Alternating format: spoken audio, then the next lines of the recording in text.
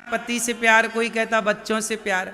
लेकिन इसकी एक छोटी सी कथा सुनाऊं यदि आप आज्ञा करो तो, फिर आप लोग बताना कि कौन किससे प्यार करता है। सच्चाई बोल रहा हूं आज, ध्यान से सुन लेना, काम आएगी। अब आपको लगता है ये मेरे से प्यार कर रही है, ये लगता है मेरे से ये प्यार कर रहा है, बच्चों को लगता है माँ बाप प्यार कर रहे हैं, माँ बाप को लगता है बच्चे प्यार कर रहे हैं। कहानी है जरा सी 1-2 मिनट की, सुनो। जैन की कहानी। जैन में एक राजा रहा करते थे, बहुत अच्छे धर्मात्मा राजा थे।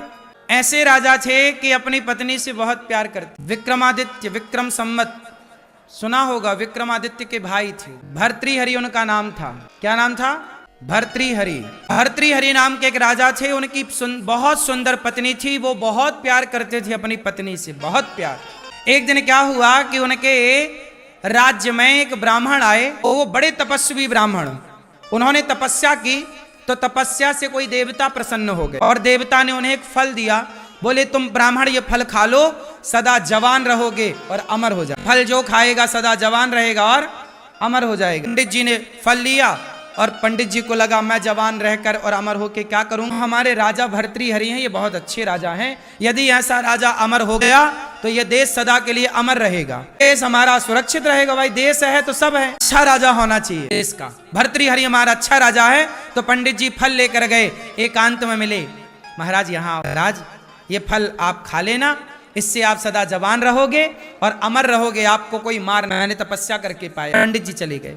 राजा भर्तृहरि ने फल देखा, वाह! राजा को तो प्यार था पत्नी से, उनको लगा यदि ये फल मैं खाता हूं तो मैं जवान रहूंगा, और यदि मेरी पत्नी फल खाएगी तो वो सदा जवान रहेगी, और वो जवान रहेगी तो मैं सुख लेता रहूंगा, आनंद लेता, मेरी पत्नी को फल खिलाता। पत्नी के पास गए। भाग्यवान सुनती हो?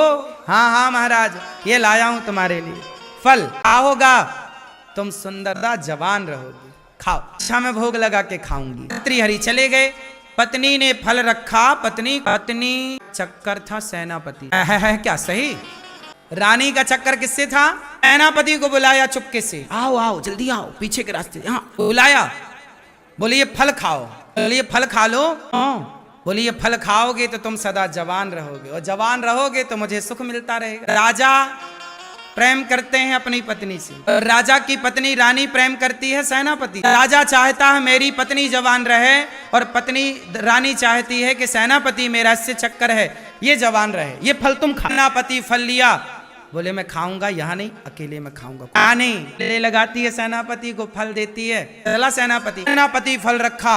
अच्छा सेनापति का चक्कर था हाँ एक नाचने वाली से। ये बिल्कुल सत्य कहानी बोल रहा हूँ, लिखी है ये इतिहास के पन्नों में, ये दर्ज है, मनगढ़ंत बात नहीं। वैराग्य शतक और श्रृंगार शतक लिखा है भर्तृहरि ने बाद में, पहले श्रृंगार लिखा फिर वैराग्य बाद। ओ भर्तृहरि के अब यहाँ सेनापति का चक्कर किससे था? नर्तकी से, नाचने वाली नर्तकी को बुलाया।